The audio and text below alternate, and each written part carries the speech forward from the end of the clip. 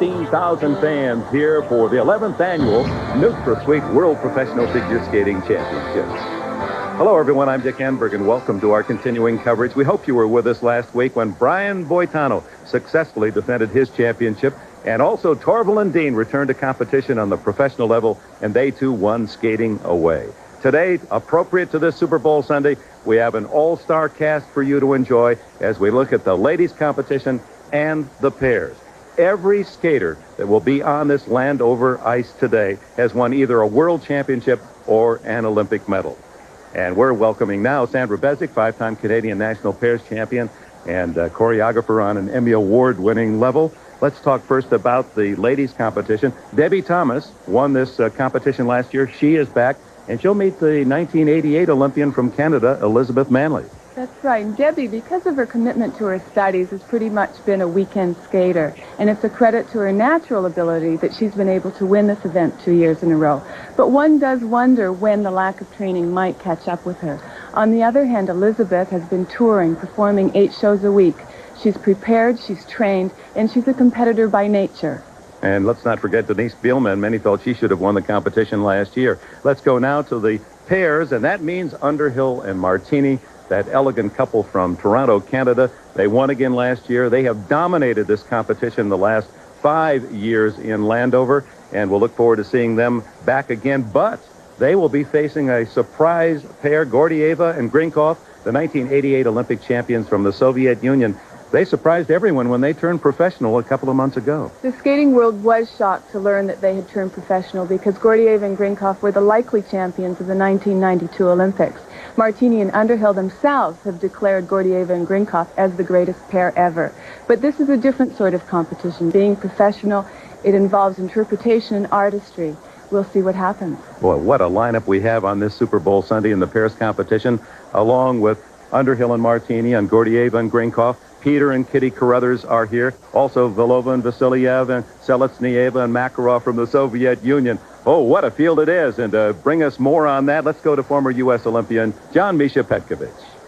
It is a list of the best. In fact, if you were asked to create the most intense and exciting pairs competition featuring the top pair teams in the world today, the lineup would exactly match the lineup here at this event. Nearly a decade of world and Olympic champions who individually as teams have crossed paths at one time or another throughout their careers are all going to compete against each other head-to-head for the first time ever. A review of their histories leading up to this event is writing the book on pair skating in the decade of the 80s.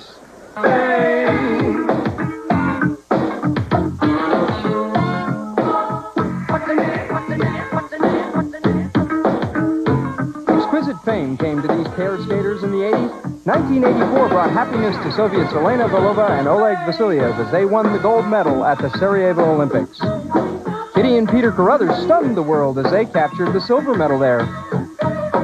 And the 1984 Olympic bronze went to Larissa Selezhneva and Oleg Makarov. For Canadians Barbara Underhill and Paul Martini, the disappointment of their fall in the 1984 Olympics turned into joy as they went on to capture the World Championships that year.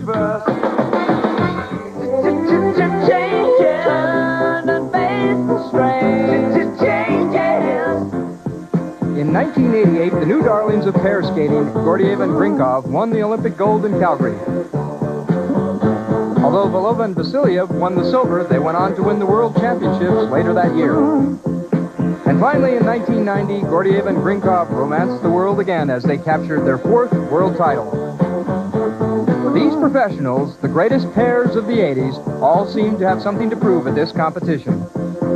Everybody is going gangbusters this year. I mean, we're out on practice yesterday, and it feels like the Olympics all over again. And it could be, because except for Gordeeva and Grinkov, this is the same competition from the Olympics. I think it's probably going to be stronger than what you would see at the World Championships in amateur skating, unquestionably.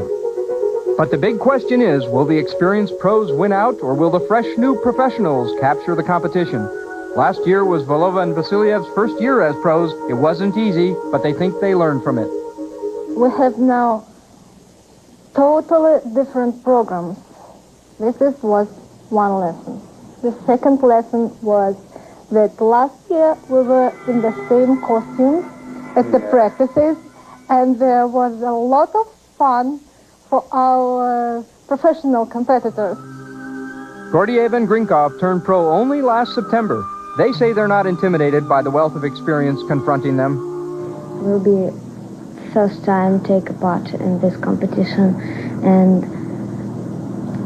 but we don't feel upset. We feel good, and we can win, I think.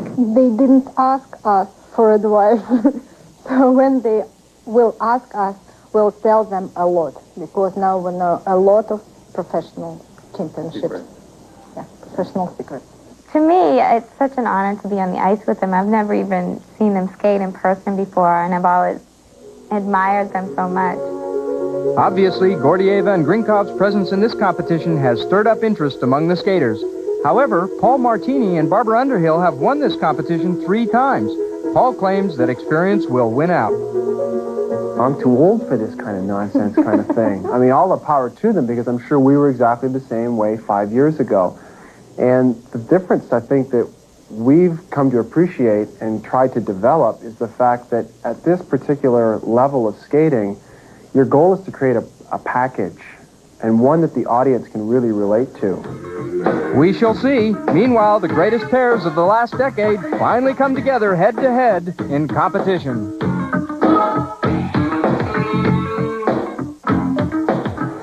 So they're ready for battle, head-to-head, judged by a panel of 7. The young Soviets, Gordeeva and Grinkov, their pro-competitive debut against a world-class field that includes the seemingly unbeatable pro pair of Canada's Barbara Underhill and Paul Martini. Push out left, and I'll just let you go, and I'll drift off to the right. This is NBC. They've completed the pair's technical program, worth 50% of the total score. Underhill and Martini in the lead. Surprisingly, second, Selezhneva and Makarov ahead of Gordeeva and Grinkov. Belova and Vasilyev tied with the Carruthers. Kitty and Peter, the U.S. heroes in the '84 Olympics. How tough is this competition? Well, Peter told us he's been forced into a last-hour switch in game plan. We were out there today, and everybody was skating to slow, beautiful numbers and doing great lifts and throws. We can't compete with Gordeeva and Grinkov with that classical ballet style, so we changed one of our numbers. We were going to do a ballad song, a slow song. We've changed it to something a little bit more upbeat. 1, 2, 3.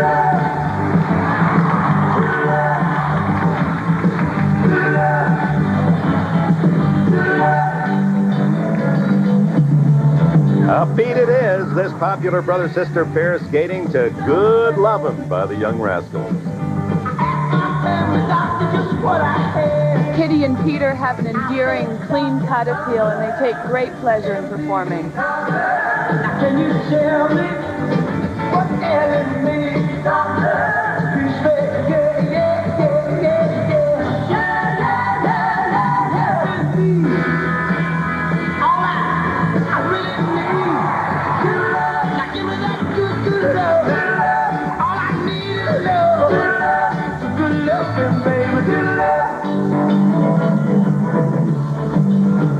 Now, honey, please, squeeze me tight, squeeze me tight. Don't you want, baby, to be alright, be alright? I said, baby, now it's for sure, it's for sure. I got to feel it, yeah. You got to feel it, got to feel it. Yeah, yeah, yeah, yeah, yeah, yeah. All right, I really need good love. Come on, give me that love. All I need is love. Boy, how refreshing their effort winning the silver in '84 was. The U.S. never known for great pairs success. In fact, it was the first Olympic medal since '52 won by Americans. And it's a moment many of us will never forget.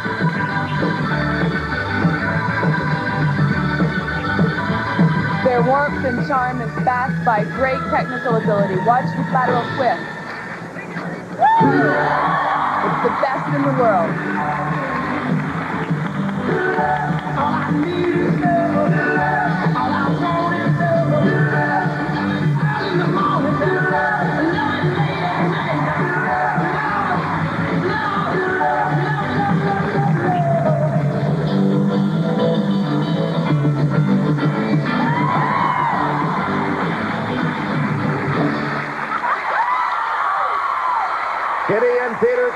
Carruthers taking crowd appeal to the first row. As always, bold and warm, the Carruthers.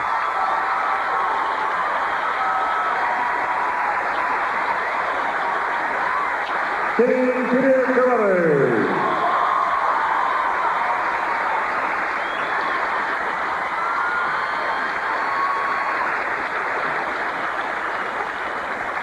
Currently tied for fourth. Despite that entertaining program, it'll be tough to move up against this incredible field. They've been frustrated pro competitors over the years.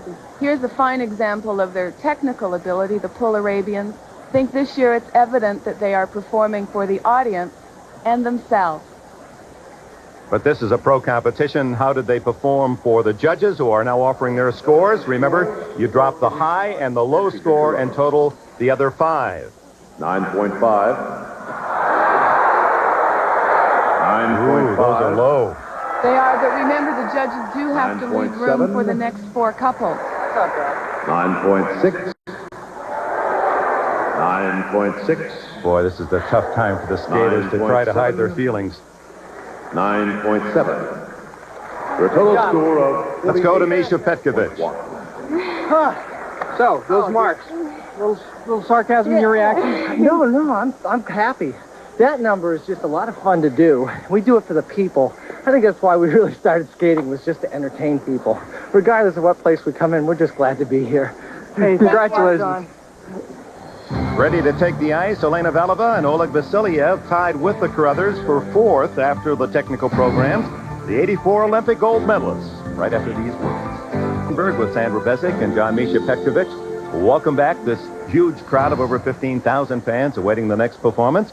And from Leningrad, 84 Olympic gold, 88 Olympic silver medalists, Elena Valeva and Oleg Vasiliev, as they prepare to perform. In their minds today, undoubtedly, memories of last year's professional debut. Favored in that competition, they had some difficulties and finished second to Underhill and Martini. A year later, however, they're relaxed and much more confident. And last year we were really serious, and we made serious program, and we work really hard, and even our mind was different because we thought that this is really competition. Now we think that this is not only competition, this is the exhibition for the audience, for people. And this is different. Valeva and Vasiliev, a risky program. It certainly is. Elena, if you'll notice, is wearing a slipper on her left foot. This is their interpretation of that recurring dream all performers have of arriving at a theater late without time to fully dress.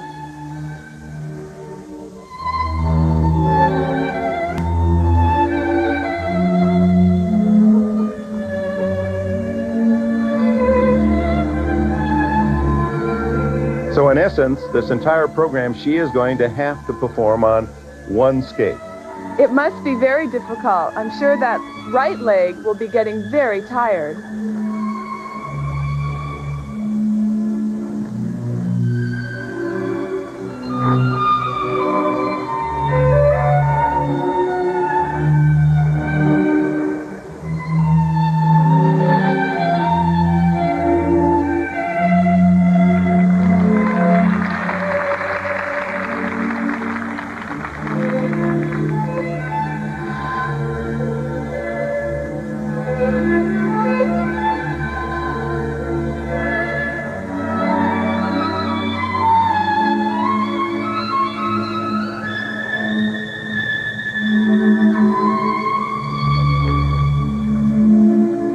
Husband and wife team. They've been married since 1984.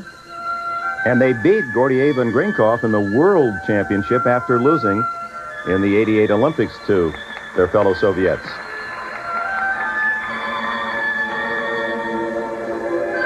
Last year in their professional debut, they took a very serious approach. By taking a comedic approach this year, I think it's even more risky because they have the added handicap of not being able to anticipate an American response.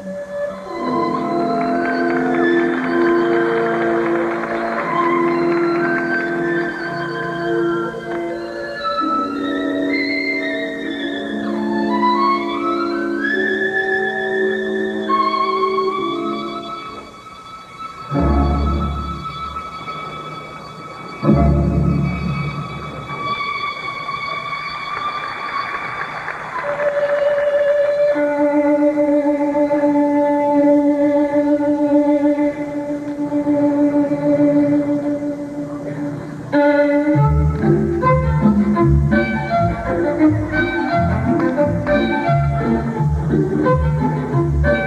is that part of the routine, or did she have a problem?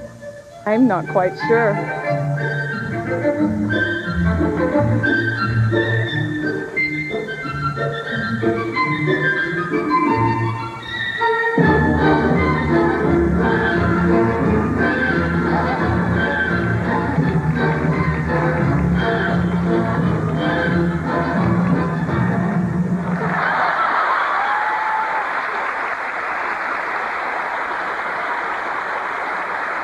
Certainly different.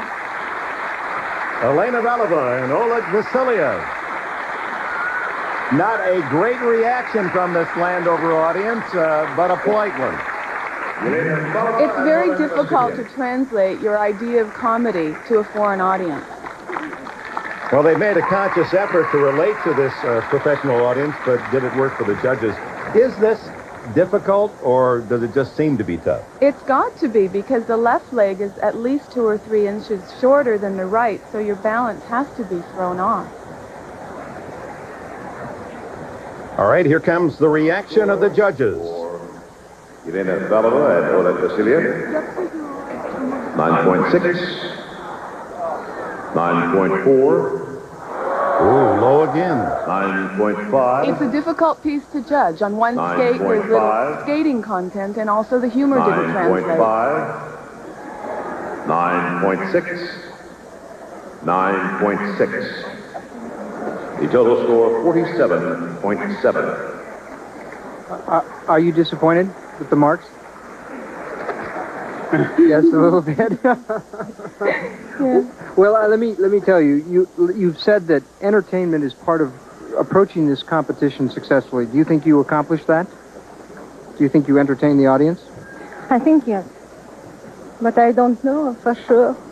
Well, I think everyone reacted very positively in the audience. I heard this during my program, and it was really good for me. Well, terrific. Well, it's wonderful to have you here. We look forward to seeing more of you in these competitions. Thanks. Thank you. With that total, the Carruthers move ahead of Valova and Vasiliev. Next, the 1988 gold medalists from Calgary and the 1990 world champions Gordeeva and Grinkov as the NutraSweet World Professional Figure Skating Championships in Grinkov. Back in 1988 Calgary, this brilliant young Soviet pair, underlying their best in the world reputation, captured the gold. She was 16 and he was only 20.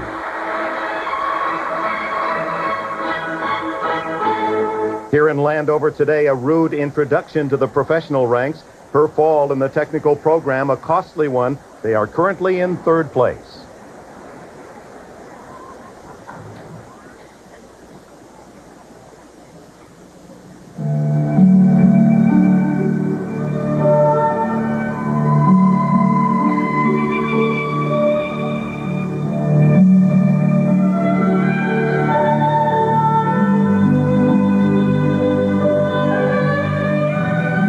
Four-time world champions, they've grown up now, bypassing the chance at another Olympic gold medal. Remember, this is their first professional competition. What we are all in awe of is the finer details of this couple. The way Ekaterina moves her arms, their perfect body line, the inspired expression.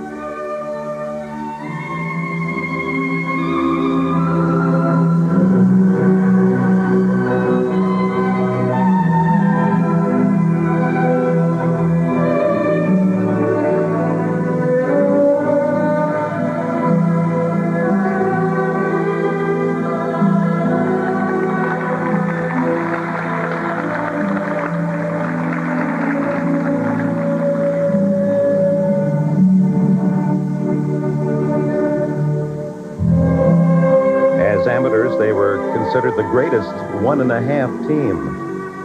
1.5 referring to, at 14, Ekaterina being half Sergei's height, But now, 5 years later, we've watched her grow into a beautiful young woman.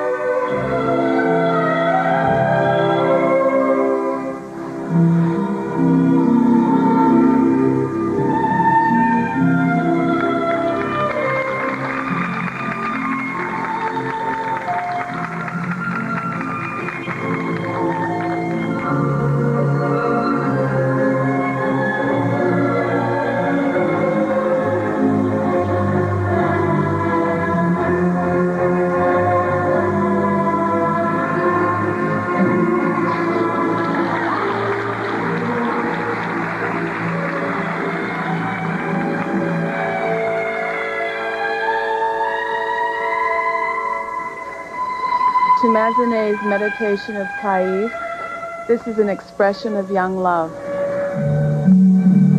And just as they are maturing as skaters, so is their love, apparently. We've learned that they, like their Soviet counterparts, will marry. Have planned that for the next year.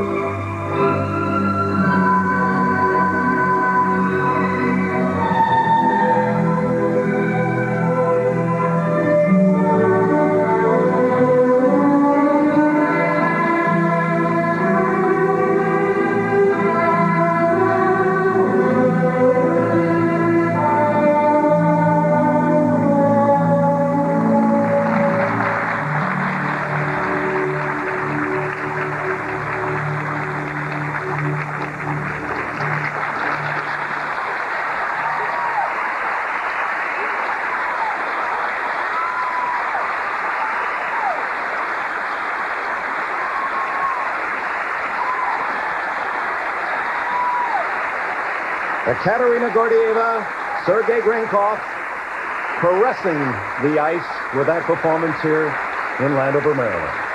Katerina Gordeeva and Sergei Grinkov.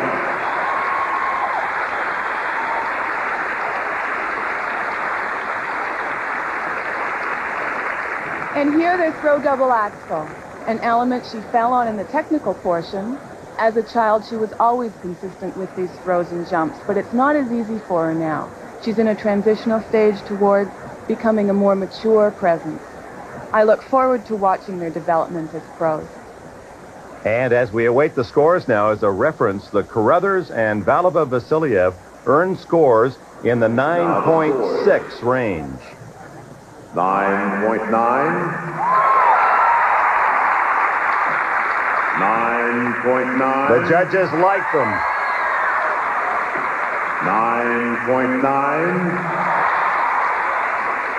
9.9. 10.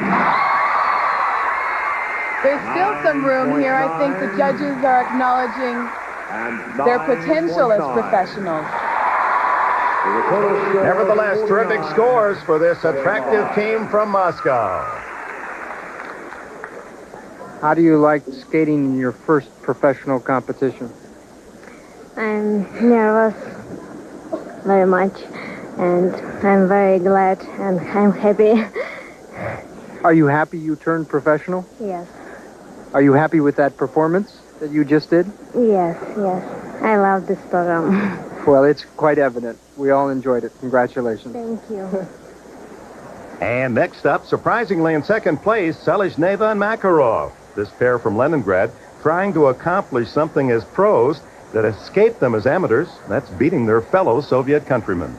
Center currently in second place, Larisa Selizhneva, Oleg Makarov. They'll be skating to Masurtsky's dramatic Night on Bald Mountain.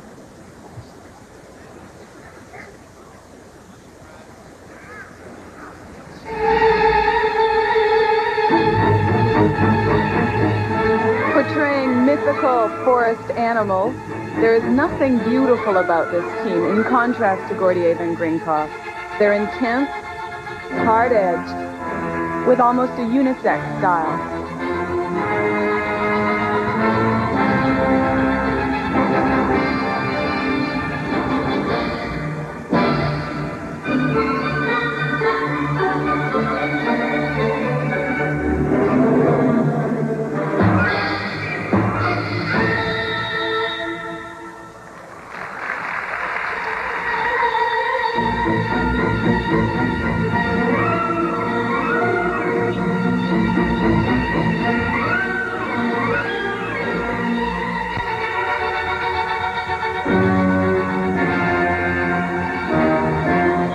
Technically, they're extremely strong. Coming up, throw double axel.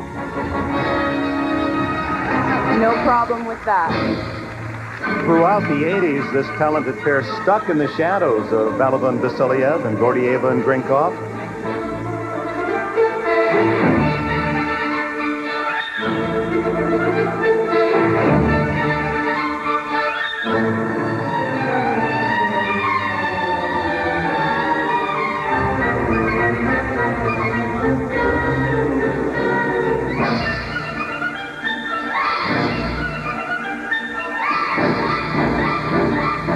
Now that we're in the 90s, they hope the world and the judges will discover them.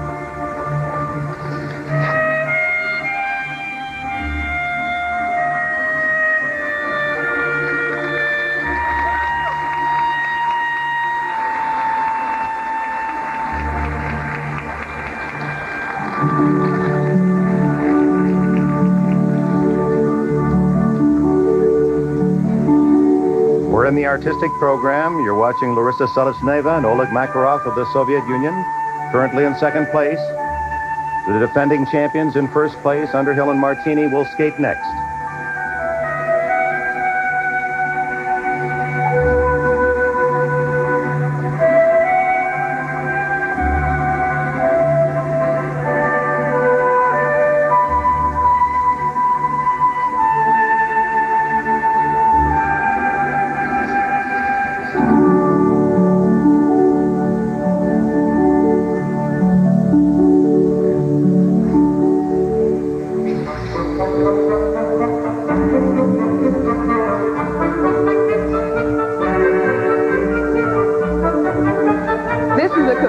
Outrageous move. She's balanced on his head with no hands. It's a variation on an old ice show move called the Detroiter.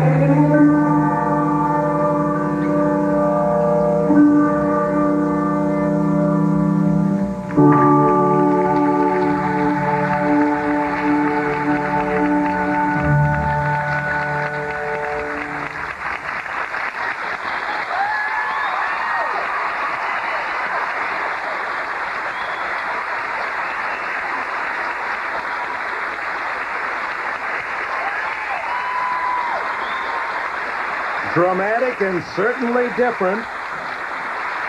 Selesneva and Makarov. Oh my, these talented pairs today are really testing the limits of that panel of judges across the way. How will they score that program? Like it or not, it was extremely creative, as well as being jam-packed technically. Here's the throw double axel. Fantastic height, solid landing. And here's that Detroiter. There she is, balancing on his head, and no arms.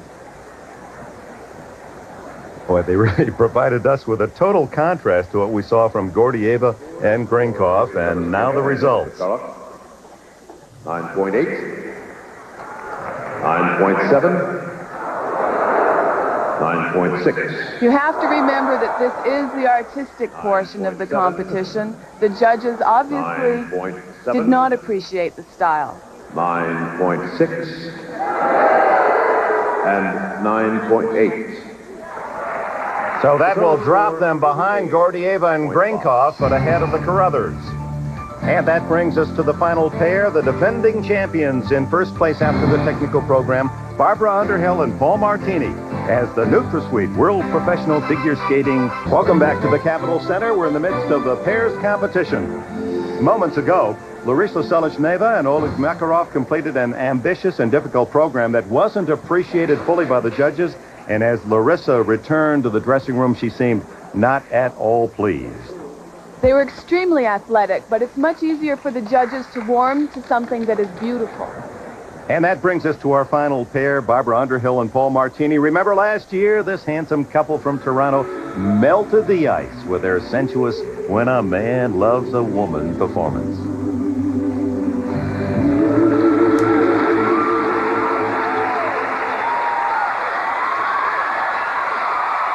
They not only captured the crowd, but a series of tens as they won another title in this competition. Well, victims of their own success, Paul told us it was not easy finding a routine to match this year. We know well in advance that we're doing this event. The problem that we had was finding music. I mean, we really had a difficult time. We kept waiting for something to fall from the sky, and it just wasn't happening. I mean, we started and then trashed about at least 2 programs. I mean, that's like putting a week and a half into a program and then all of a sudden going, this isn't the one. And so you're back to square one again. So there's like 3 weeks down the drain and you're nowhere. You're no further ahead now than you were when you started. So that for us was a very difficult time getting ready for this one. And now, ladies and gentlemen, Barbara Underhill and Paul Martini. They're incredibly popular, Underhill and Martini, currently in first place. They've established themselves as the best professional pair in the world, and let's see what they've come up with.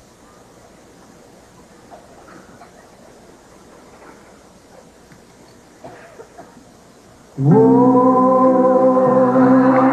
audience approves of the musical choice. Unchained Melody, the Righteous.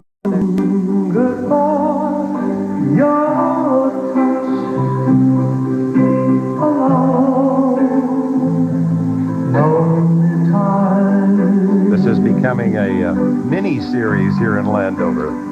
That's right. They are continuing the saga of the couple that they portrayed last year. This is his answer to her When a Man Loves a Woman. And you'd never know it by watching her skate, but Barbara has been desperately ill with the stomach flu. She hasn't eaten for the last 2 days.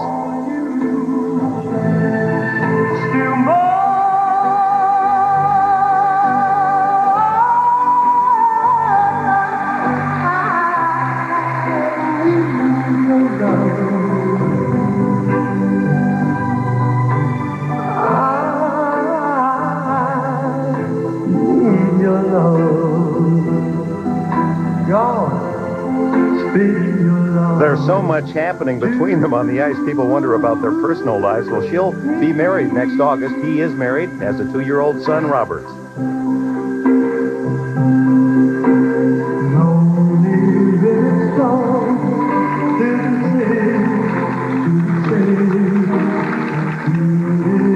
Barb was completely taken by surprise in the dressing room earlier when Ekaterina Gordeeva pulled her aside to say that her dream was to skate just like Barb.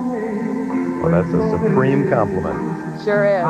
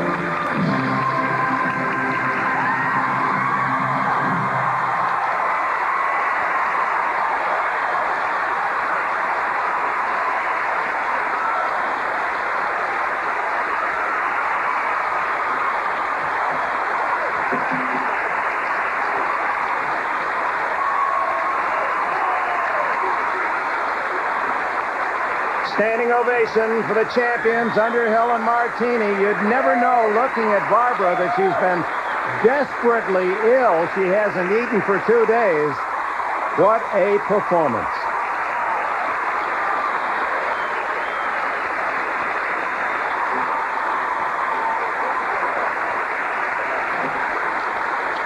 Barbara Underhill and Paul Martini. Seasoned professionals, they really know how to do it when it counts. Barb and Paul have really hit a chord with the audience, and I think it's because of the romantic sensuality. But they're also strong skaters. Their pair elements, like this death spiral, remind us of all those pictures of Barb with snow on her hair.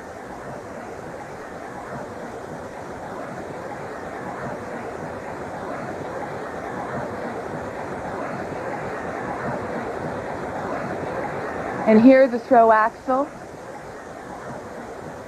The power in this throw, the distance that she flies through the air. And she fights for that landing. The scores for Barbara Underhill and Paul Martini. 10.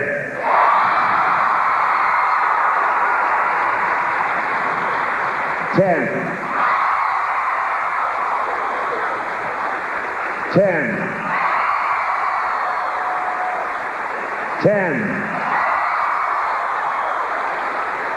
10.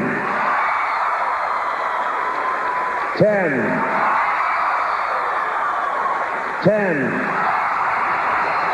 Well, they're unchained. Earns a chain of 10s. Absolutely perfect. Can you believe it? I was just really, really pleased with how we skated tonight. Everything was really smooth and it felt really great tonight. Well, you know, this is your 7th year, and you did it again. You did it again. I can't believe it. You always second guess yourself. Can I do it again? And I guess we keep surprising yourself by coming out and doing it again. Well, you know, I said this before, and I'm going to say it again. You two exude the most incredible tenderness, respect, and understanding on the ice. And that's got to make some contribution to your ability to go out there and skate no matter what the odds are. Well, we like to go out there and we like to perform, and in our artistic numbers, there's usually not a lot of technical merit up there. We're just out there to skate and emote and have fun with each other, and we do. Well, we all enjoyed the performance immensely. Thank you. Congratulations. Thank you. So for the 5th straight year, Underhill and Martini are the champions, distancing themselves from the new challengers, Gordeeva and Grinkov. Selezhneva Makarov are third, followed by the Crothers and Belova Vasilyev. And now let's go from the Capitol Center in Landover, Maryland, to New York City in this NBC Sports Update. We're back in Landover. Earlier, the ladies' technical programs. For some, the news was not good. Canadian heroine from Calgary, 25-year-old Liz Manley, 3-time national Canadian champion, wishes she had stayed home in Ottawa.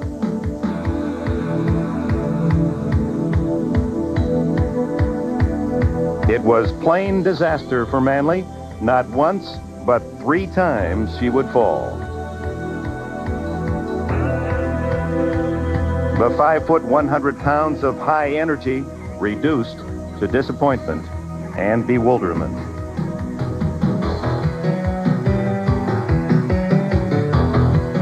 Last year, Debbie Thomas of the United States narrowly repeated as champion here. Like Manley this year, she too failed to answer the demands of this high competition.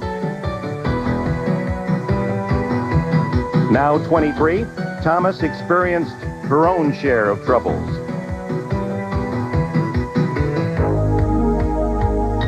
Her dual role of student and professional skater left her visibly exhausted.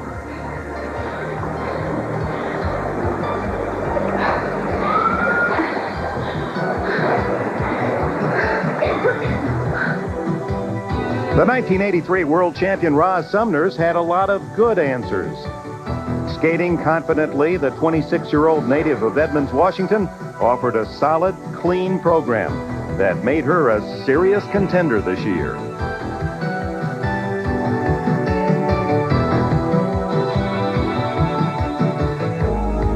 The top athletic effort was authored by 28-year-old Denise Bielmann from Zurich.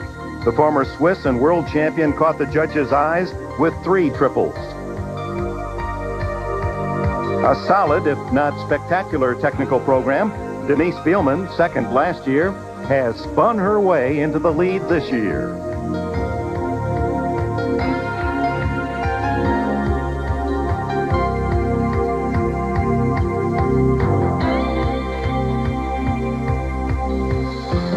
So at the halfway mark, here are the standings. Denise Bielmann in the lead, a challenging position in second. Rosalynn Sumners, Debbie Thomas, defending champion at third, and Elizabeth Manley fourth. So Denise Bielmann in first place after the technical program. That's no surprise. Many felt last year that Bielmann skated well enough to win the competition over Debbie Thomas. And it was good to see Rosalynn Sumners, a fine program. The surprise in the technical program, Debbie Thomas in third, and the disaster for Elizabeth Manley. For Debbie, I don't think it was so much of a surprise. I think the lack of training has finally caught up with her. For Elizabeth, however, it was a disaster. We were all surprised. Her performance was a skater's nightmare that usually only happens once in a lifetime. Well, that nightmare is only 50% of the total score. Next up is the artistic program when we return to Landover, Maryland.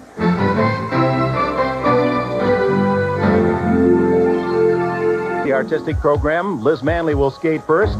The Canadian darling at Calgary in the 1988 Olympics as she skated the performance of her life, winning the long program. Remember, it was supposed to be a battle of the Carmens and Katarina Witt against Debbie Thomas of the United States, but Manley stole the silver to the delight of the entire country of Canada.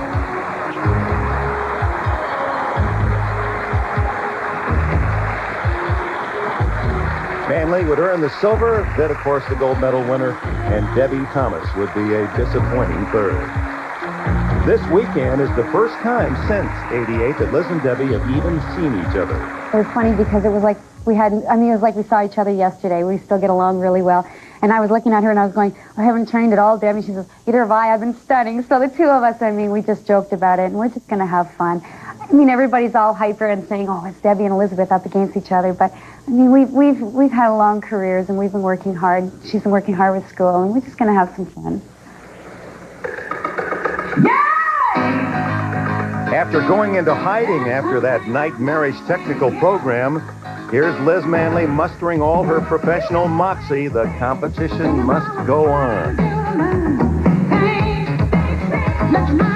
And this energetic, funky style is her forte. I didn't even know you're supposed to be my boyfriend. I ain't no sarcastic, I ain't no doctor with a degree. But it don't take too much to hide you in the street. What you doing to me?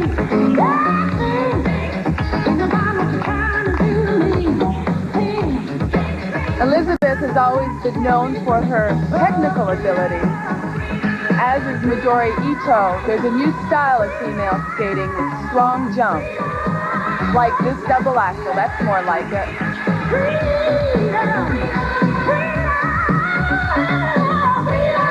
Well, understandably, after her '88 Olympic success, she was enormously popular throughout the country and, in fact, wrote a book, her autobiography, Thumbs Up, a bestseller.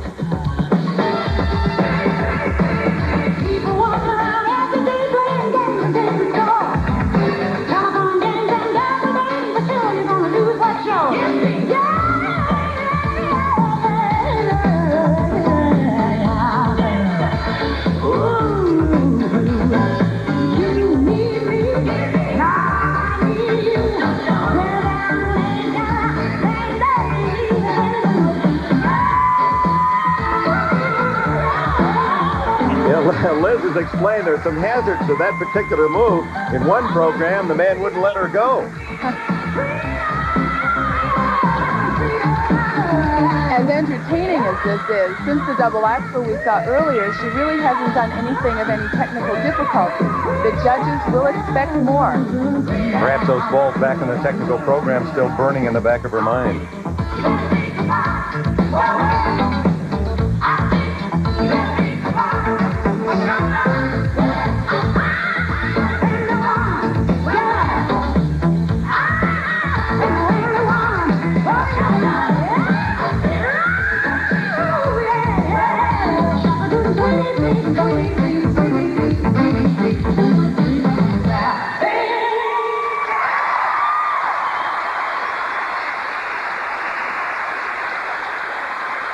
From the capital city of Canada, Ottawa, skating here near our nation's capital, Washington, D.C., Elizabeth Manley. Elizabeth Manley.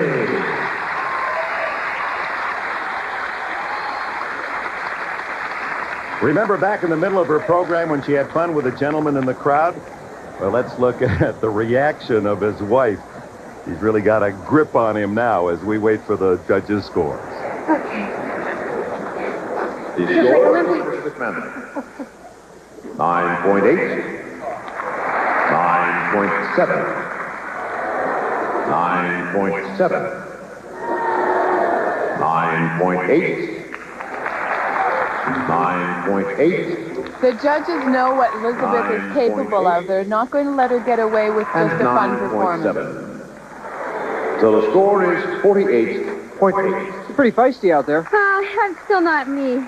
A little disappointed in myself this week, but it was a tough time, not feeling well and everything, so... Well, I'll tell you, you looked entirely different from your technical program. What did you do? What did you do between the two? Well, I actually found another dressing room on my own, got myself together, and just kind of relaxed, but it's still not me. There's a better Liz in there, trust me. Oh, boy. We can't wait to see the better Liz. Thank you. Good luck. So an unsatisfied Liz Manley does promise more and now will become an interested spectator. Next up will be Debbie Thomas when we return to Landover, Maryland. Thomas, now 23. She turned pro after the '88 Olympics, has won this competition each of the last 2 years. Now a senior at Stanford University, Debbie continues to balance the demands of a pre-med student with the rigorous life of a skating professional while training only 6 hours a week. I think that's enough skating if you were already in shape in the first place. See, I'm trying to sort of get to the point of where I can do these programs easily, and I can't do them easily at this point. But I do know that somewhere in there, I do know I'm capable of doing all of the things in the program. I just haven't done them all at one time yet.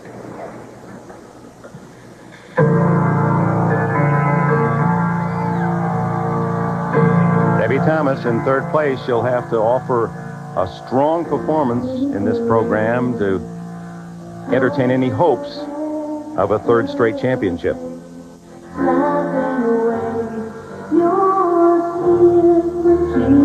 I've always admired Debbie's work, her drive and determination. And she knows she's not in top form now, and it must be very difficult for her even to get out there. Now we only see glimmers of that sparkle. Like the double axel, that was lovely.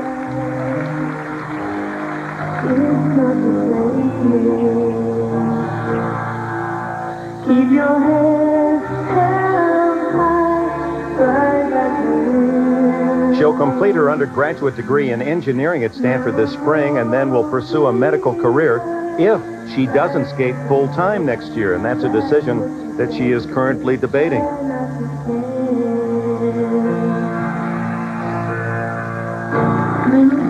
Most people don't have to make such personal decisions in front of millions of people.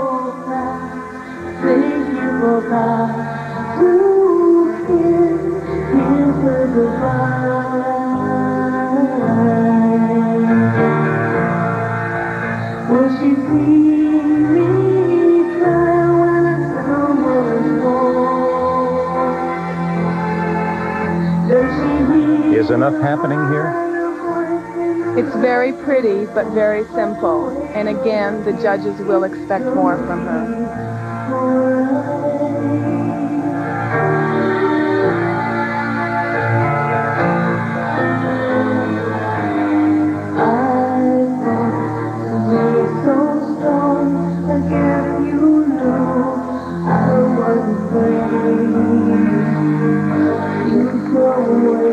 At 23, she's the youngest in the ladies' competition here, so it's not as if she couldn't go back full training and become the star that we've known to cheer.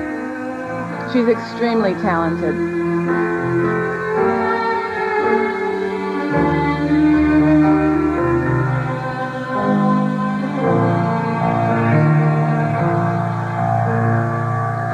Little girl, you got to forget the past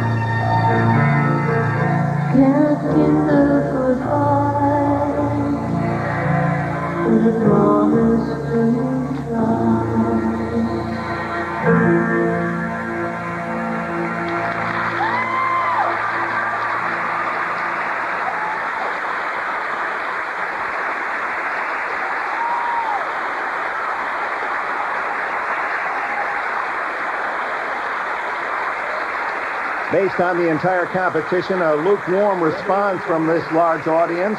It didn't overwhelm the crowd, makes one wonder how the distinguished panel of judges will score her performance. They are all internationally acclaimed top coaches, very familiar with Debbie's work. They've been kind to her for 2 years and perhaps now have lost sympathy. 9.6. 9.6. I don't think she's surprised. She's very apologetic as well. 9.9. Well, some high marks. 9.7. 9.7. And 9.8. But with those scores, it's apparent Debbie Thomas will not successfully defend her title. Here's Misha. Well, you certainly looked more relaxed that time. Oh, yeah, well, you know, back to school. Remember that line? But listen, are you really having a chance to give skating everything you think you should be giving it in preparation for competitions like this? I really felt like I prepared. I don't know, I just don't have show business in me. I don't have that sort of that extra oomph that it's something that's very hard for me. So that's why I'm going to school. Well, do you plan to continue to compete in competitions such as this and perform? I'm going to try. I mean, next year is supposed to be sort of my year to skate. I don't know how I'll handle it psychologically, but I mean, hopefully I'll get into med school, so I'll have something to do, because I don't know if I can do this for much longer. Well, we'll be watching next year. Thanks a lot. Good luck, Debbie. Debbie Thomas admitting that emotionally she's flat and expressing concern for her skating longevity. That leaves the ladies' battle up to Roz Sumners and Denise. She's never a winner here, but Roz does admit that at 26, she still has the fire to compete. Just that word competition, you know, takes you back to those feelings you had when you were young and as an amateur. And I'm not quite ready to let go of that yet. Not quite. Maybe when the next batch of amateurs come out and competing, I might say, okay, I've had enough of this, but not yet. And then it's just a personal goal. You know, whether I win or not, it's that personal goal of really facing that challenge. And this is really hitting the 10 on the Richter scale as far as nerves and pressure for yourself. She's never been in a better position to win this title. She has to hit here and hope the leader, Denise Spielman, doesn't. Coming into this competition and knowing who her competitors are, she had no idea she'd find herself in this position. And she will take advantage of it. The artistic event is her forte.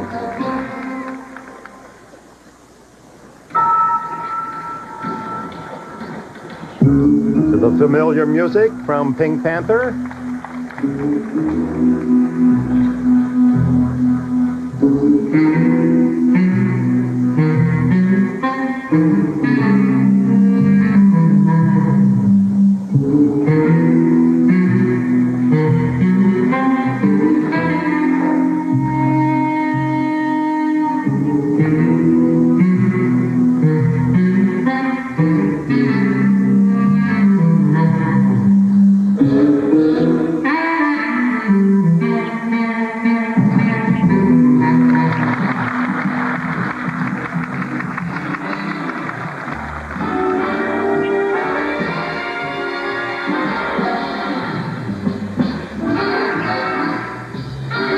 Coming up, the double axel. Beautifully done. Now that is her most difficult move.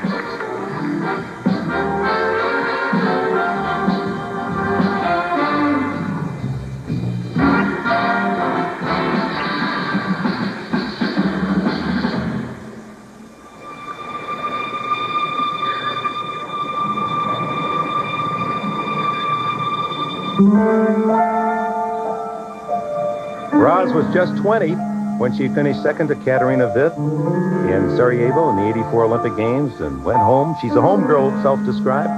And Edmonds, Washington honored her by naming Fifth Avenue after Rosalynn Sumners Boulevard. After 7 years of professional experience, Roz is comfortable under the spotlight.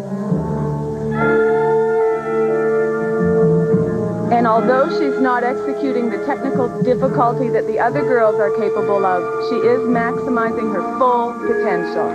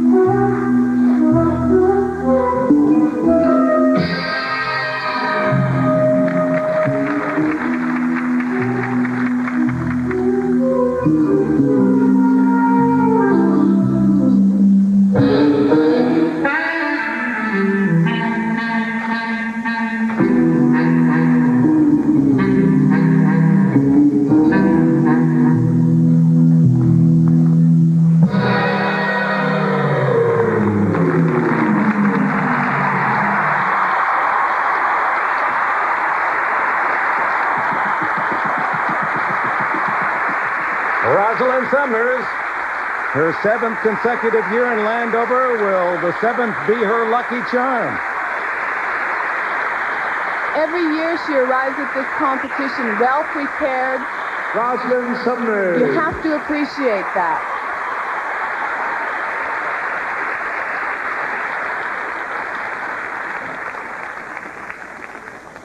Here's her double flip, not particularly a difficult jump, but she skates it cleanly. She may not be the best, but she's performing to her potential. She's performing her best. Well, Sandra, you saw her exit. She gave 2 thumbs up. She liked it. Now, how much did the judges? Rosalynn Sumners.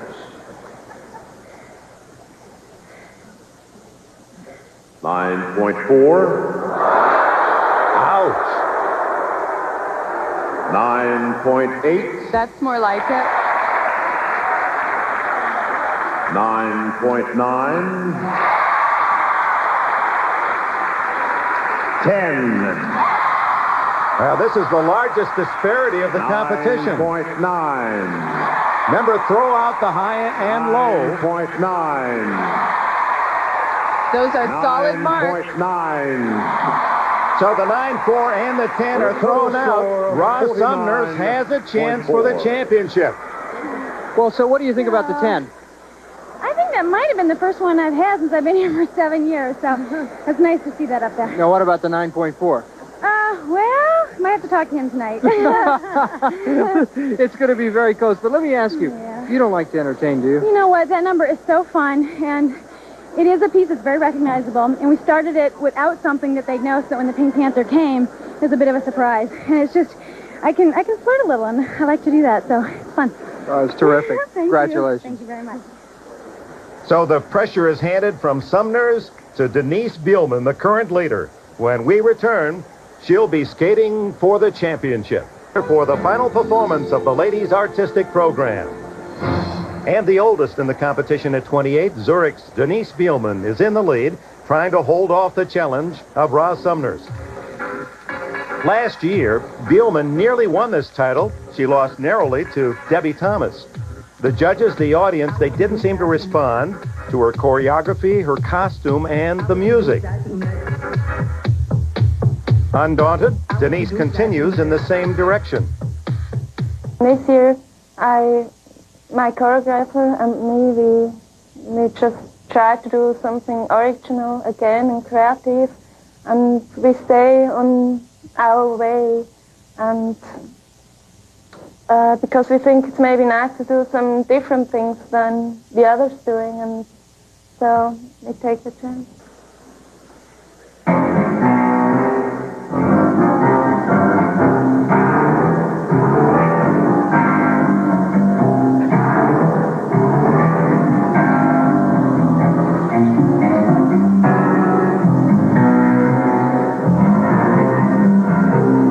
It is different, and yet it is the same. The effort to be different is important, she's given her work serious thought. But unfortunately, she continues to choose music that alienates the audience.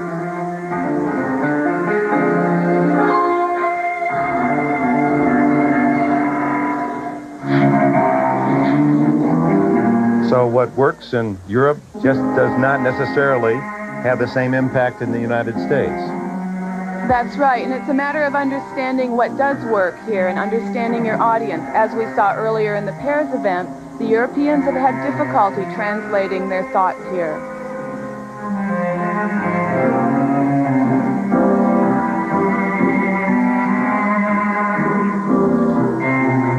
A triple toe, her strength, although not as well executed as we're used to.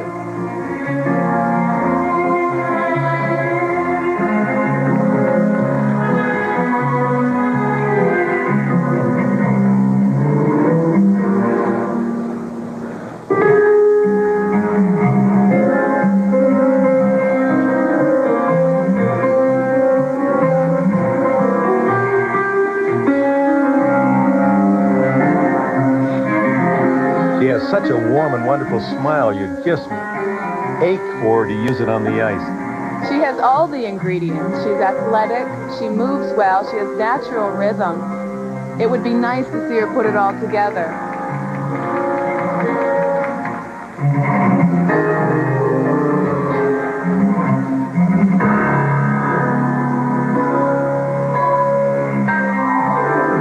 Denise Spielman skating with a 1/10 of a point lead over Rosalynn Sumners after the technical program. Sumners has skated a very solid, well-scored artistic program, and now it's up to Spielman to hold the lead.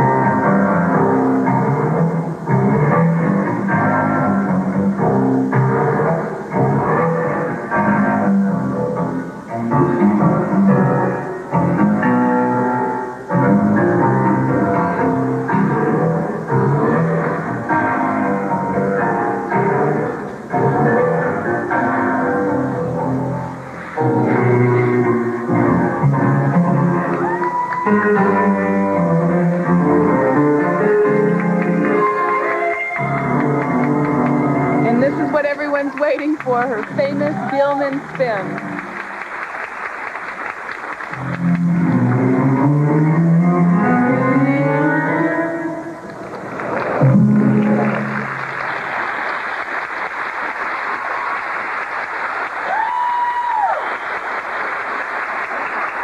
Denise Spielman, the first ever Swiss woman to win a world championship as an amateur. Has she won the championship in Landover today? Denise Spielman.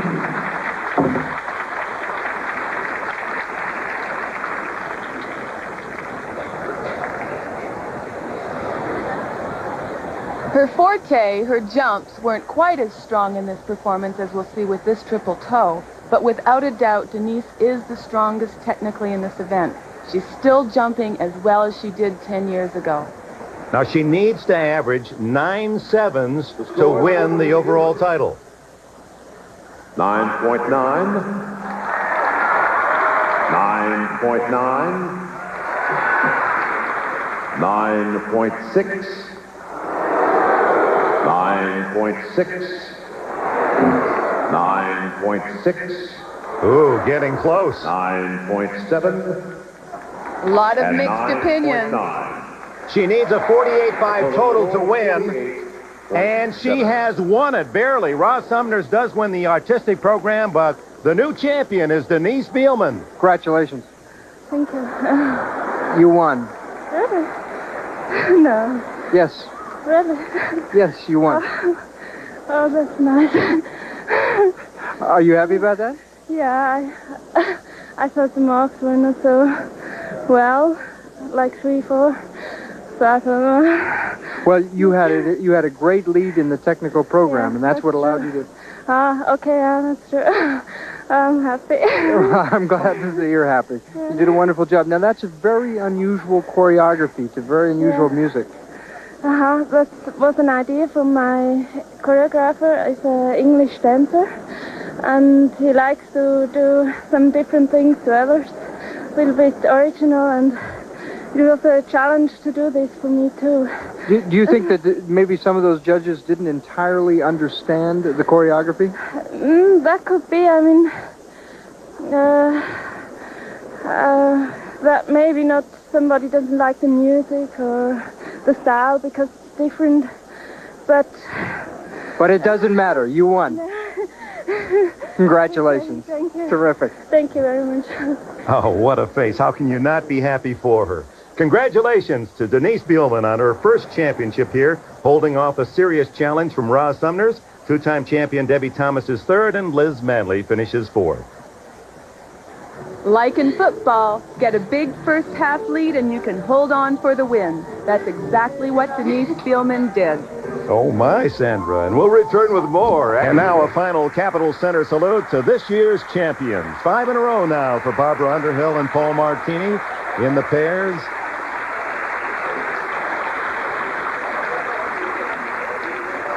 Presenting the trophies, Group Vice President and General Manager of the NutraSweet Company, Nick Rosa, along with the event producer and skating Hall of Famer, Dick Button. By the way, Underhill and Martini have been further honored, named by American Skating World Magazine as the Skaters of the Year, 1990.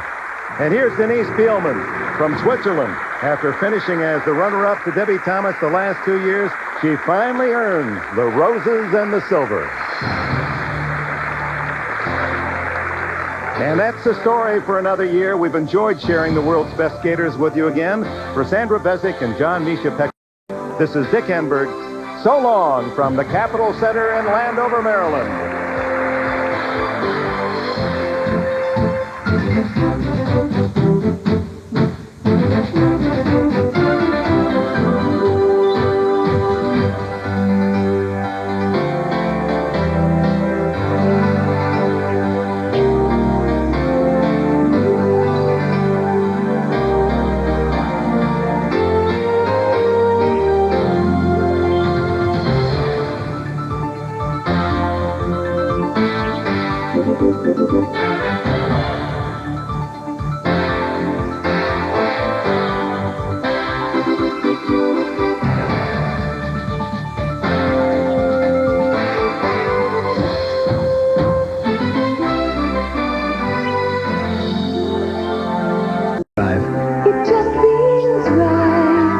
Capitol Center in Landover, Maryland, and over 15,000 fans for this competition that features tonight the world's best in dance and the men's event.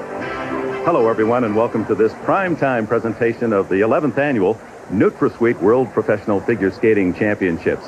These are the young men and women that you cheered as amateurs as they fought for Olympic and world gold medals. But now as professionals, they compete again, head-to-head, under the discerning eye of a distinguished panel of judges. And we are joined by Sandra Bezic, 5-time Canadian national champion in the pairs, and also the choreographer of the Emmy Award-winning Carmen on Ice. So much to talk about, but let's begin with a dance. And Torvill and Dean, the tremendous couple from Great Britain, why have they decided to return to competition? Well, this being the most prestigious professional competition in the world, it's also a measuring stick for the skaters. And having not competed in 5 years, it's the perfect opportunity for Torvill and Dean to reaffirm their dominance in dance. Well, many in this audience tonight would argue that Torvill and Dean, the best ever in the dance, and so would they honor Brian Boitano as the best male skater ever. He's the defending champion in this competition. He's back, but he'll be skating tonight not 100%. That's right. 2 weeks ago, Brian injured his hip. He did not skate for 10 days. He's been in therapy. He hasn't been able to train with his usual intensity. However, he is remarkably strong mentally, and he does want to be here. He wants to be competing. Well, a reminder, this competition includes both technical and artistic programs. The men have completed the technical phase. It gave us a chance to measure how would Boitano skate against the competition and how well would he skate with the injury. Here's how we called it. The 27-year-old Boitano opens defense of his title to the music from Carousel. We'll learn quickly how much that hip injury is bothering him.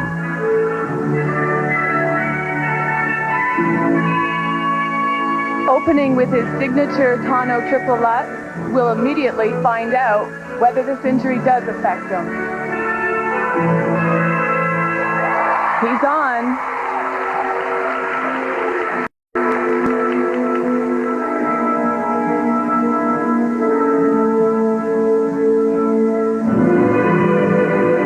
Boitano, after his '88 Olympic gold, turned professional. He's won this competition the last 2 years.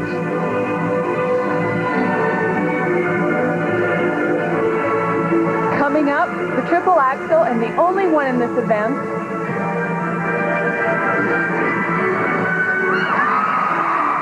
Just perfect.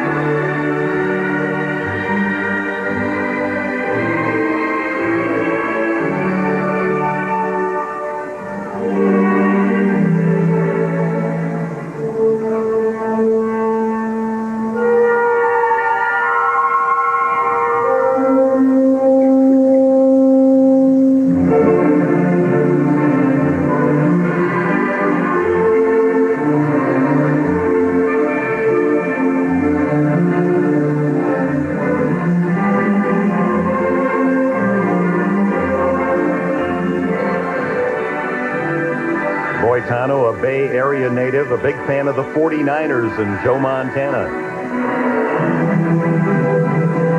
And in a situation like this where an athlete has been unable to train, he must concentrate especially hard on his technique, relying on experience.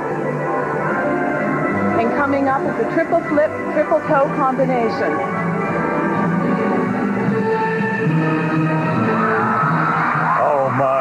No problem with that hip. He's passed the test.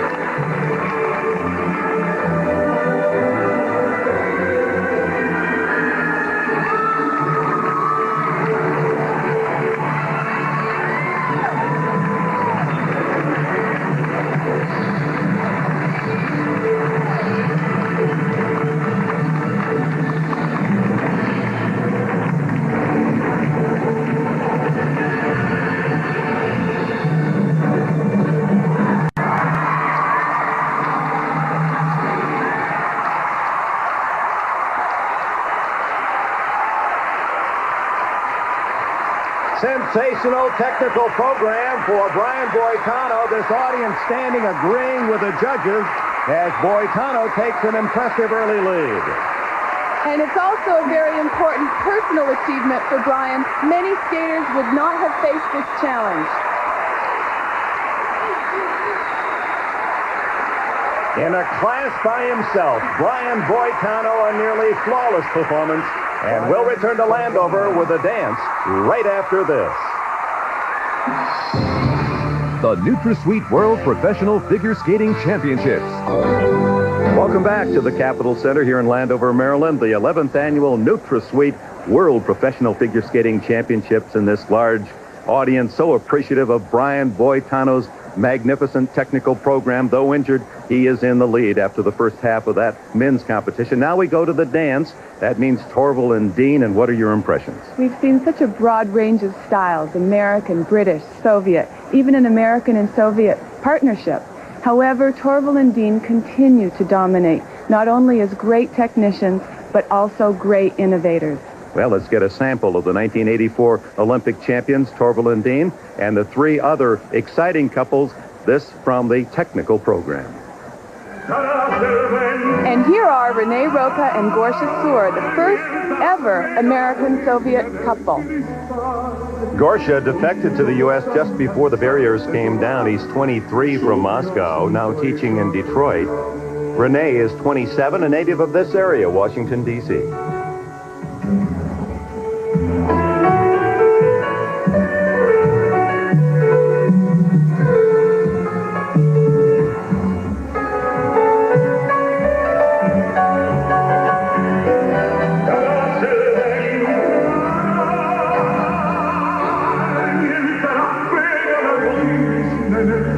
They've skated seriously as a dance team only 6 weeks.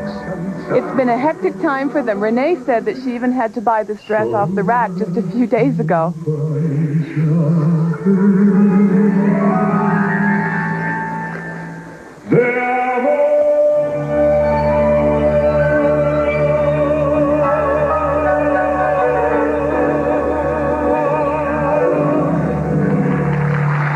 Making history, Renee Roca and Gorsha Sur. And in their pro debut, two-time U.S. champions Susan Wynn and Joe Druar, and they brought some fun and levity to their technical program.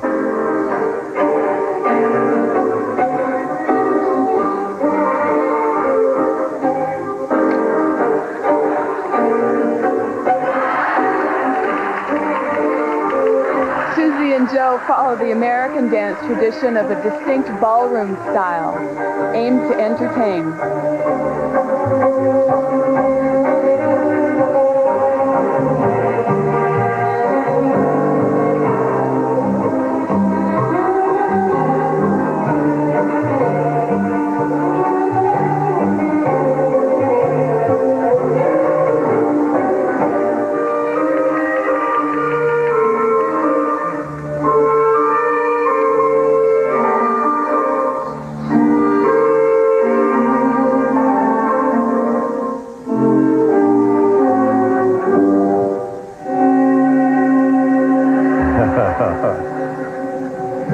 Susan Wynn and Joe Druar. Well done. In contrast, here are the Soviets, Anenko and Sretensky, with a dramatic and sensual approach.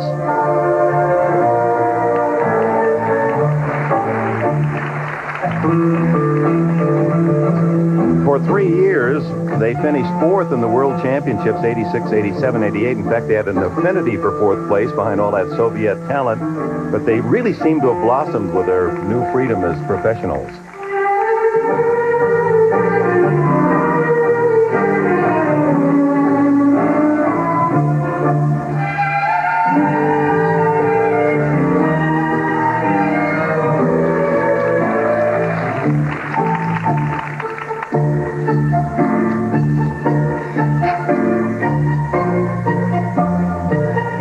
More refined than the two previous couples, note that their body positions take more of a balletic approach.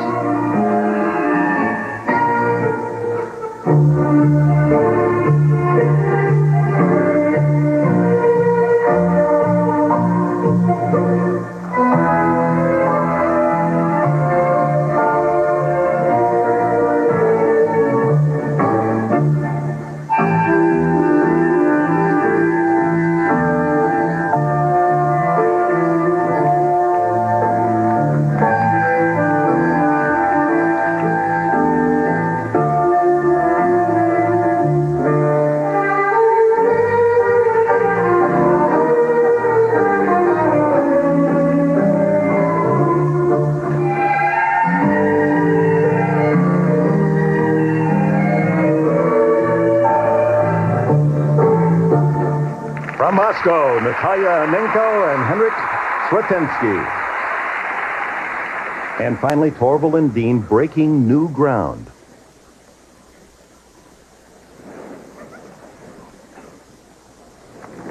They choose to skate without music, which is a simple but very clever idea, and one that we've never seen in competition before. And you can hear the reaction in the audience, some having difficulty understanding this creativity.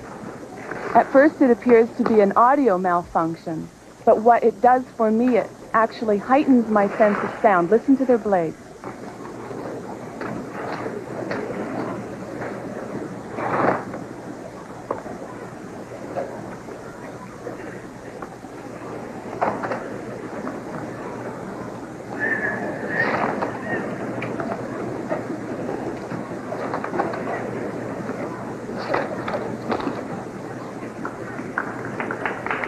Without music as a guide, this is truly a dance of the mind. They don't touch, often they don't see each other, and yet they're perfectly in unison.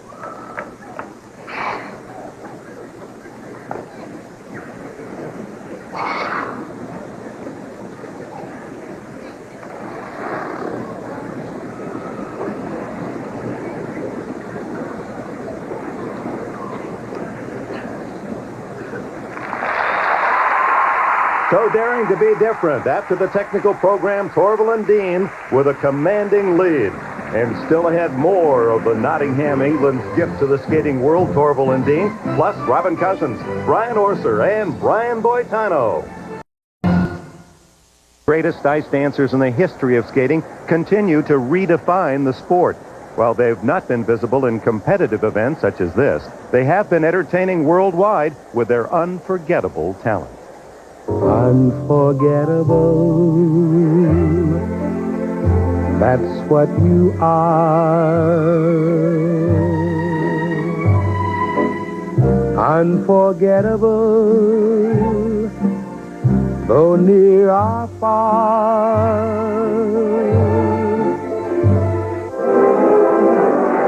Who can forget Jane Torvill and Christopher Dean's gold medal performance to the music Bolero? Their innovative style of ice dancing dazzled the world and changed the sport forever.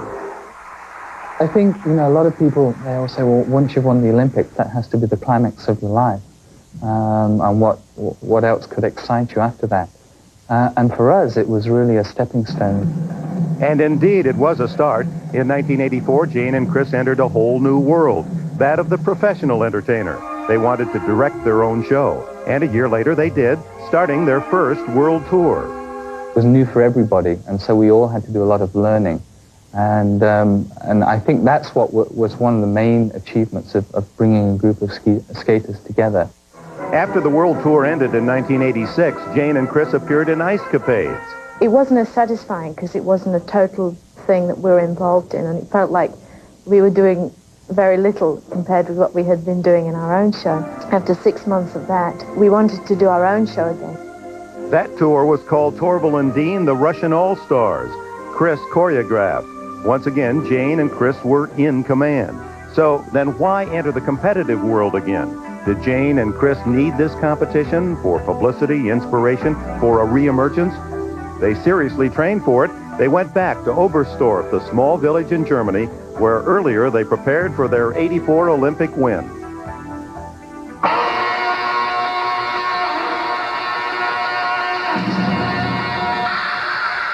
I think we're still in our infancy in development and ideas. Having been on tour for 2 years, we were just desperate to do new pieces. A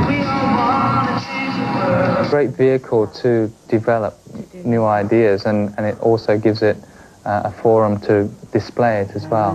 Whatever the reason for their re-entry into the competitive world, at this point, Jane and Chris say they do want to slow down their life on the road. Both want to choreograph more. Chris is interested in working with video and film. Jane married last summer, and Christopher is engaged to Isabelle Duchesnay, a French ice dancer for whom he choreographs. Sometimes you can be too channeled, you can be too blinkered, and that certainly within the last few years we've opened up in what we want to do with our life. Thinks that I am unforgettable too.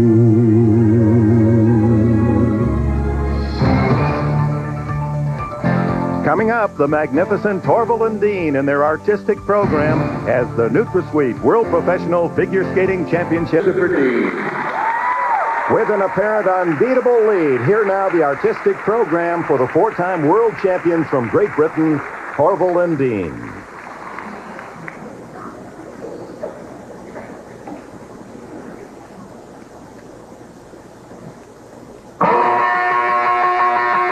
We've selected John Lennon's music, first Revolution, later Imagine. Say you want a revolution, well, you know, we all want to change the world. You tell me that it's evil.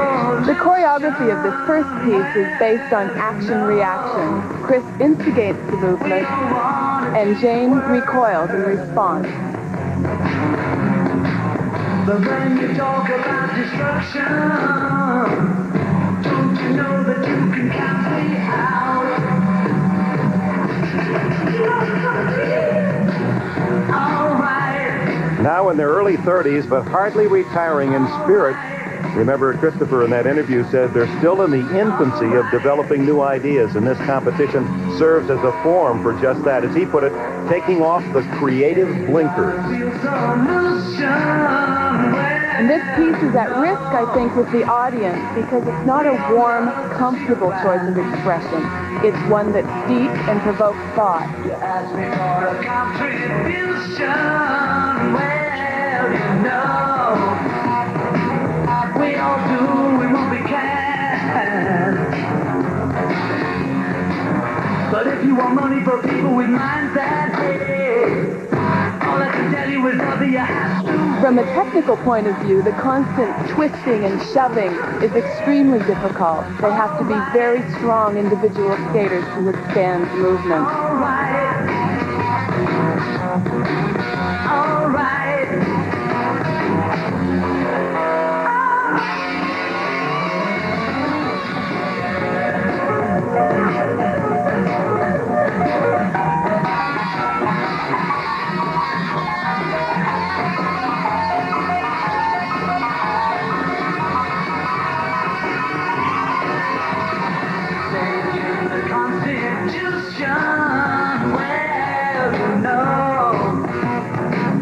We all want to change your head. You tell me the institution, well, you know, you better free your mind instead. But if you go carrying pictures of chairman now, you ain't gonna make it with anyone anyhow.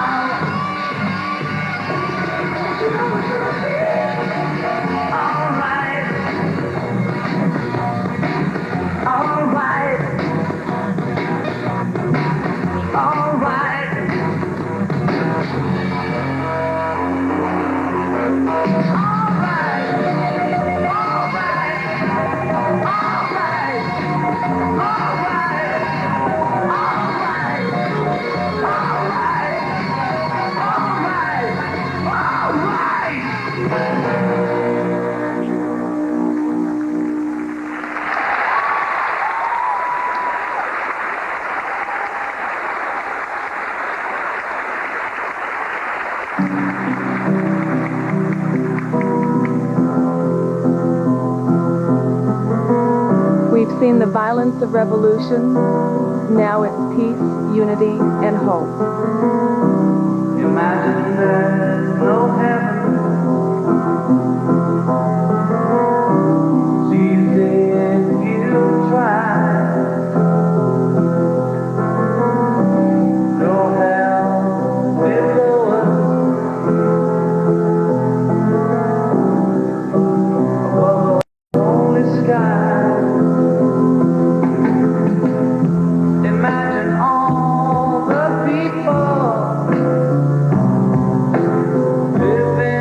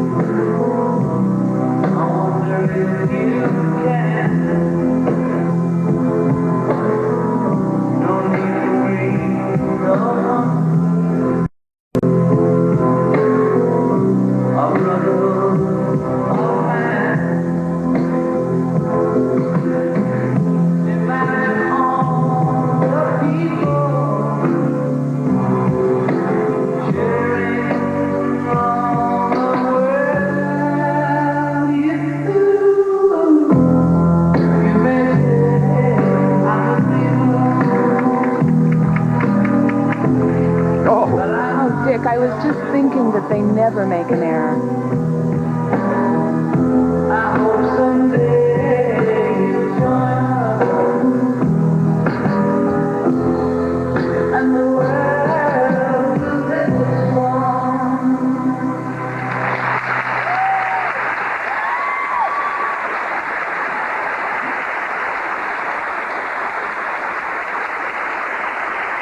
Torvill and Dean, despite that little hiccup at the end, continuing to impact their sport.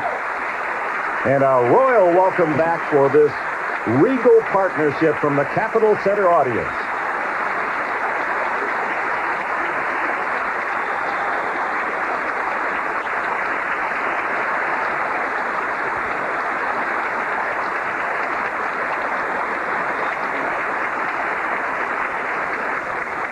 The basis of ice dancing is two bodies working closely together, and nobody can match Torvill and Dean. Watch their unison.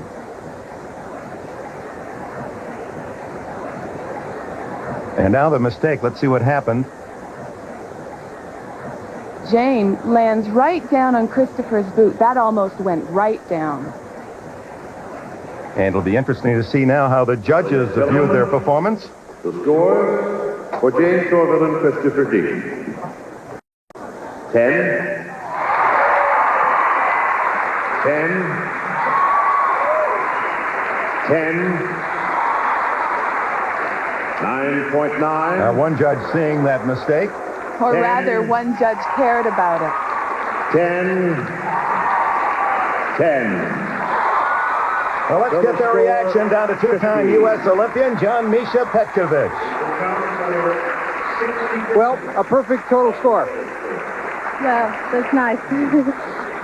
Listen, did you imagine 20 years ago that you were going to have as significant an impact on the sport of figure skating as you have? No, 20 years ago we were both at school and thinking about what we're going to do as a job when we get older, and we still haven't found a job yet, but we're practicing ice skating at the moment.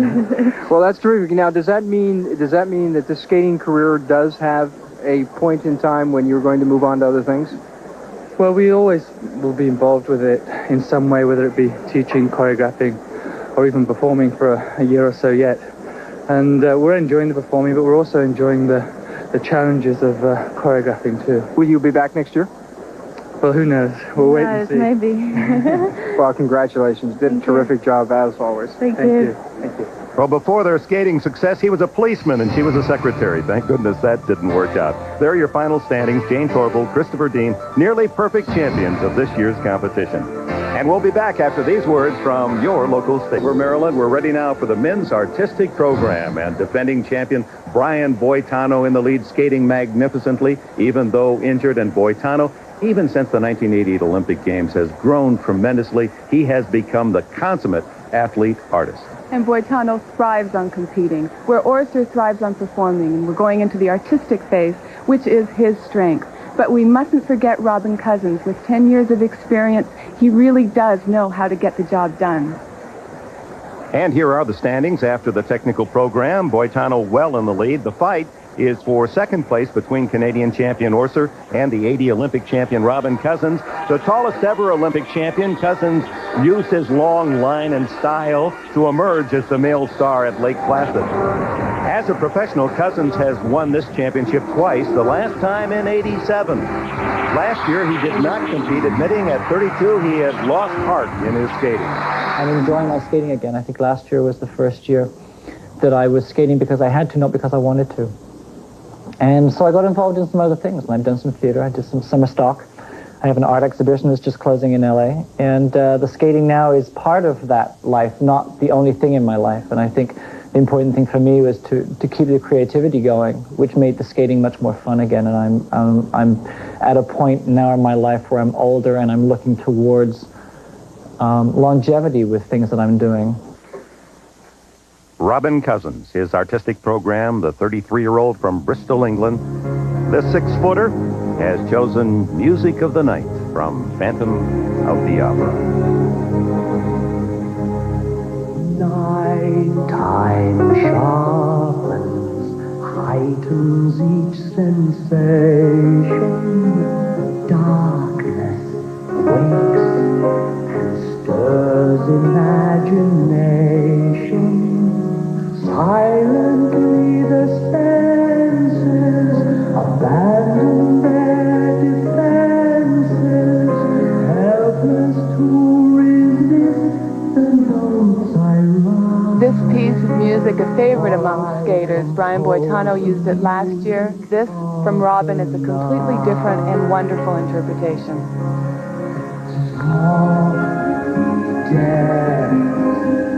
Music shall caress you. Hear it, secretly possess you. Open up your mind, let your fantasies unwind in this darkness which you know you cannot find. The darkness of the music of the night. Close your eyes, start a journey to a strange new world. Leave all thoughts of the world you knew before. Close your eyes and let music set you free. Only then can you belong to me.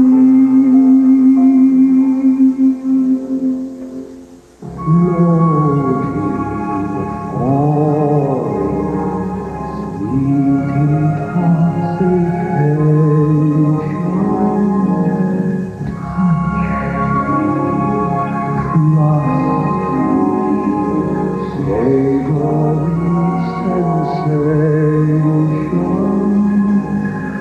Let the dream begin, let your darkest side give in to the power of the music that I write, the power of the music of the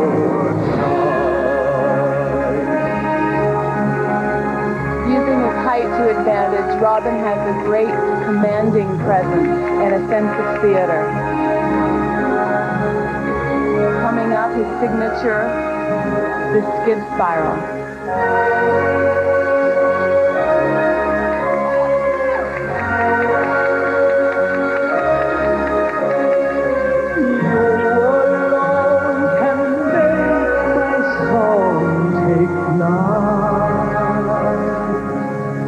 Help me make the music of the night.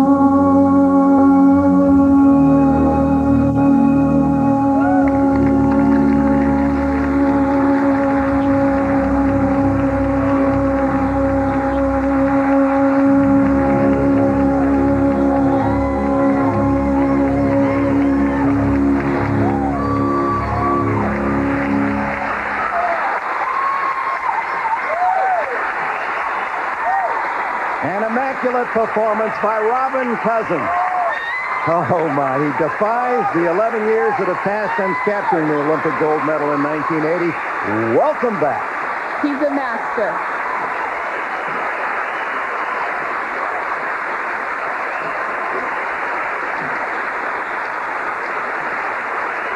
Robin Cousins.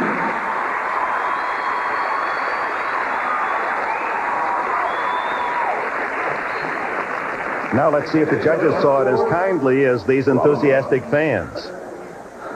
9.8. 10. 10. Remember, they throw out the high and the low, add the other 5 scores. 10. 9.9. 10. 10. 49.9. The judges confirm Cousins' obvious popularity with this Capitol Center crowd. And that puts pressure on Brian Orser, the two-time Olympic silver medalist.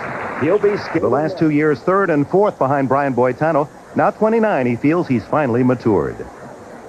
I'm more prepared this year than I have been in the last 2 years. And even coming out of the Olympics, I'm more prepared, and I think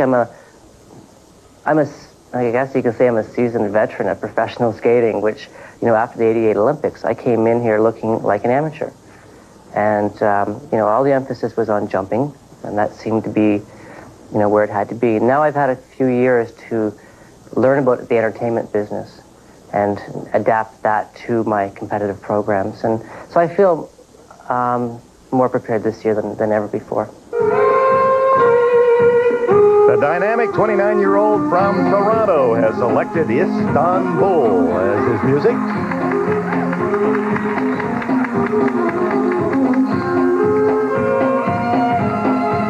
Brian has the agility of a cat, and this is going to be a fun one. Istanbul, Constantinople, now it's Istanbul, now Constantinople, been a long time gone. Constantinople, now Thursday light, on the red night. Every time, Constantinople, Istanbul, now Constantinople, so you and me, Constantinople, so Istanbul, even No Canadian has ever done what Orser has accomplished. 8 consecutive years the national champion from 1981 through 1988. Constantinople, no, you can't go back to Constantinople, been a long time gone. Constantinople, why Constantinople get the works? That's the one of the turn.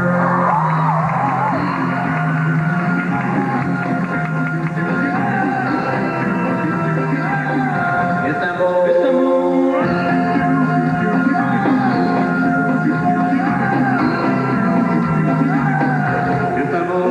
Even old New York was once New Amsterdam. Why they changed it, I can't say. You just liked it better that way. Robert McCall, a former teammate and last year's professional dance champion, choreographed this piece. That's no fun, it's but the turn.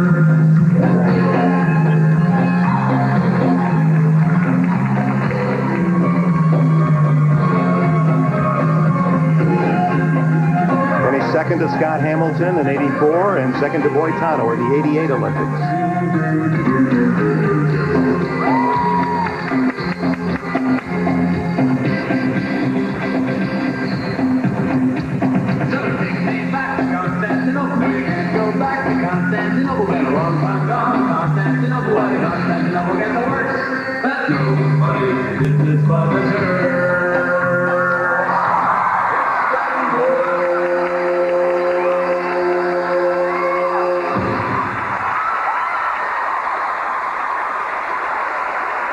High-energy, crowd-pleasing effort. Is this the year Brian Orser finally breaks through as a professional competitor? Well, his piece was jam-packed entertainment. Robin's was simple and inspired. Which will the judges prefer? Brian Orser.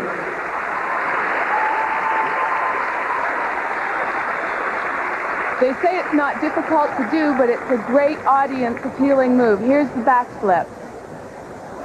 I wouldn't want to try it. Nor I. And now the moment of truth. Your scores for Brian Orser. 9.8. 9.9. Boy, he's agonizing over those scores. Why aren't they higher? 10. Oh, there's one. 9.7. Well, the content was there, and the audience loved it, but it's just an example of how in figure skating you can't always please the judges. Orser trying, but he can't hide his obvious disappointment. He's fallen into third behind Cousins, and that means he's no higher than third in this competition again. Next up, the leader, Brian Boitano, going for 3 in a row. Maybe the best skater ever will see his artistic performance as the NutraSweet World Professional Figure Skating Championships continue. We're back at the Capitol Center. This man is a star who knows how to compete. Yet how does Boitano, an entertainer most of the year on tour, maintain his competitive edge? I think it's the way that I work, whether it be an exhibition or my tour or the competition. I'm competitive in no matter what I do. So for me on tour, I do everything that I can do on tour so that when I come here, it's really more of the same. When I'm on tour, I try to do every triple that I do every night. And so it is, in my way, it is competitive for me on the road, being on the tour. The game plan of a champion, and now here's Boitano in action. And skating to Billy Joel's Big Man on Mulberry Street.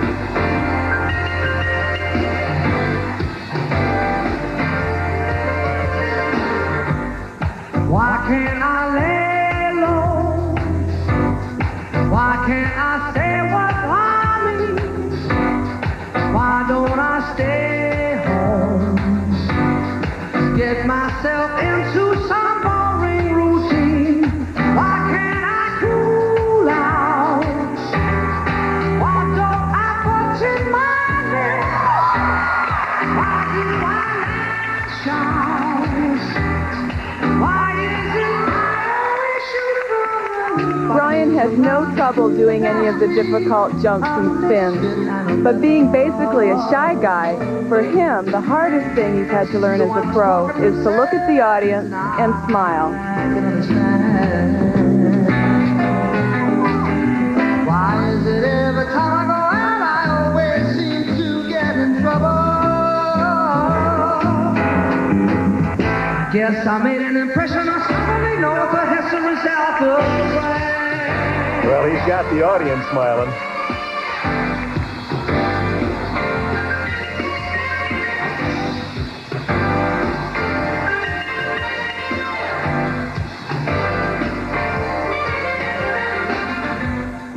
So in my small way, I'm a big man on Mulberry Street.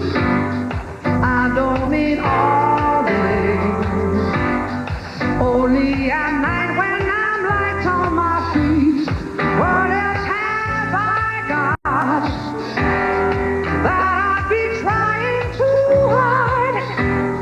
Maybe a blind spot I haven't seen from the sensitive side. Now remember, this is a man with an injured hip who could barely walk just 2 weeks ago.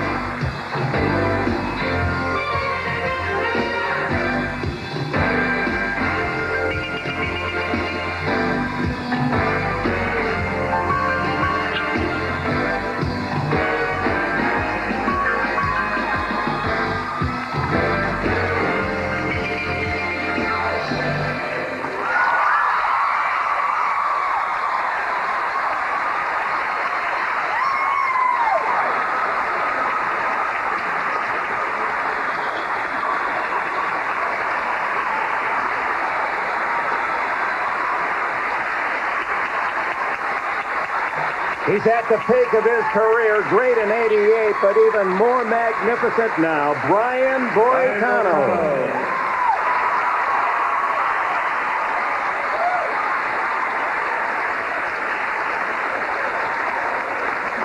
The word that comes to mind is power. Look at the height Brian achieves in this double axel. Oh, almost right out of the frame with that height. A meticulous performance by Boitano, and here come the scores. Ladies and gentlemen, the scores for Brian Boitano. 10. 10. 10. 9.9. 10. 10. 10. The total score, 50. No surprise, he's perfection personified. Misha? So what can I say? What can you say? You're happy that my hip's okay, and I feel great for tonight. I mean, I'm glad they like the programs. You know, it's nice to know that you're going in a good direction and it's being approved by people, especially when you try something different like I did tonight for the artistic. It's a different style for me. For me to go at the extra length of trying to do something different and then having them like it, it's icing on the cake. I can do more of it. Well, now listen. One question. I mean, you've had trouble with this hip for a couple weeks now. I mean, how can you overcome that kind of discomfort, pain, which has got to throw you off a little bit? I've learned a lot in my years of skating. I mean, I skated 86 national championships on a totally pulled tendon in my ankle.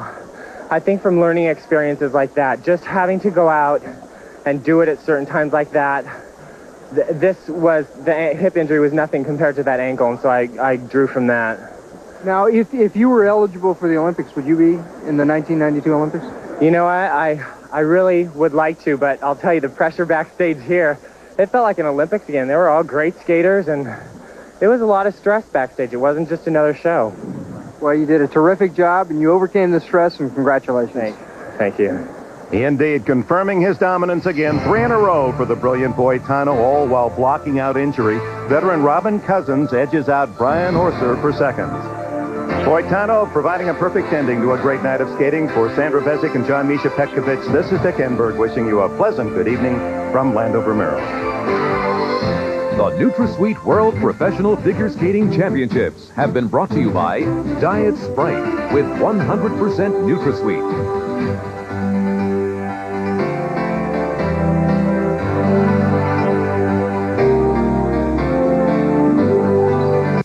Next, enter a world of gothic romance where one man is torn between his hunger to kill and his burning desire to love.